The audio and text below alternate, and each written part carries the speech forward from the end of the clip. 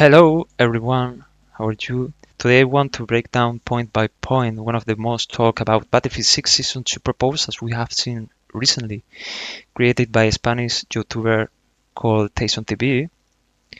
So I will let you see the image we will talk about.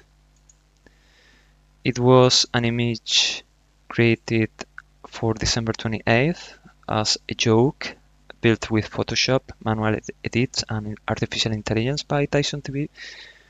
But the reason it went viral is simple. It looks exactly like what many Battlefield players want right now. So he made recently a real proposal, not a joke. So the first and most important idea behind this proposal is the concept of back to the roots.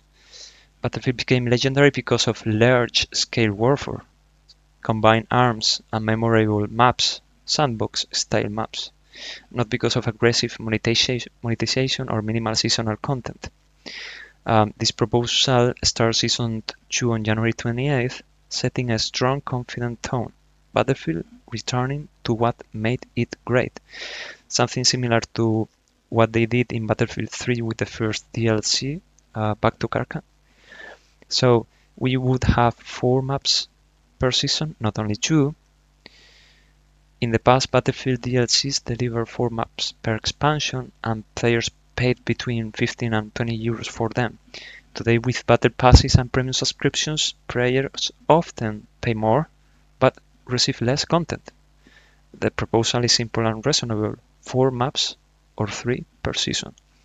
So 2 classic maps, remastered maps, Strayed Karkan and Gulf of Oman.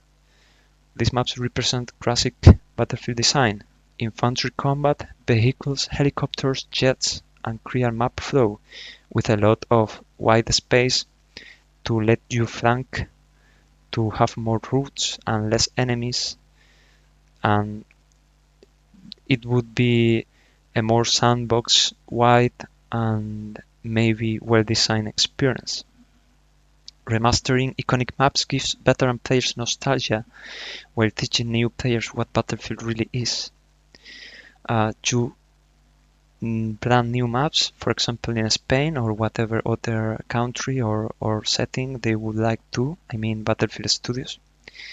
These maps could bring urban warfare back in a meaningful way with destructible environments, vertical combat, and large-scale combat.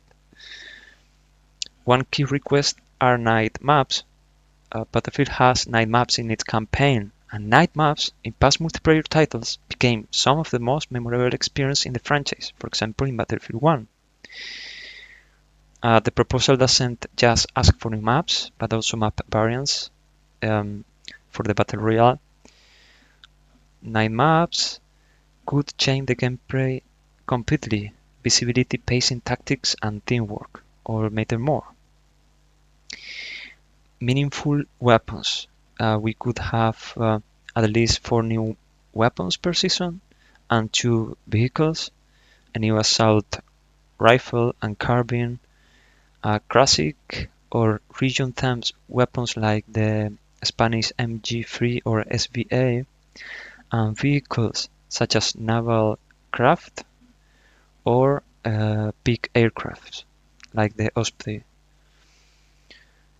We could have Battle Royale improvements, so maybe adding a new point of interest like an offshore oil platform at the sea of the Battle Royale map that would let us expand water-based combat, so boats and naval gameplay have a real purpose, and even introducing night ops variants in Battle Royale, rotating randomly between day and night, so you would not be so bored of the same map. Solos and trios. Solo mode without tanks for a more tactical and fair experience, and trios, so players aren't forced into squads with random teammates or noobs or whatever. There could be also new mechanics for progression or incentives. I mean, for example, better rank progression with meaningful visual differences and even Twitch drops. That would be a good incentive that supports both players and content creators to continue playing. And a good point, server rental and community-driven content. One of the most important long-term requests that even Jack Flags, the important YouTuber, asked for in one of his last videos, server rental and full server control. Allowing rented servers with custom rules and community-made portals maps would massively extend the game's lifespan. Previous Battlefield titles, like Battlefield 3, Battlefield 4, Battlefield 2, thrived because communities could shape their own experiences with their own servers. So this proposal isn't official, but it is not unrealistic. It's built on Battlefield's history, proven content models, and clear player demand. More than anything, it shows one thing. The community doesn't hate Battlefield.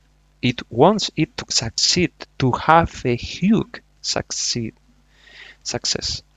Let me know in the comments. Would this kind of Season 2 bring Battlefield 6 back to the top? What would you add? What would you decide to do in the next season? What are your thoughts? Goodbye and thank you for hearing me and watching this video.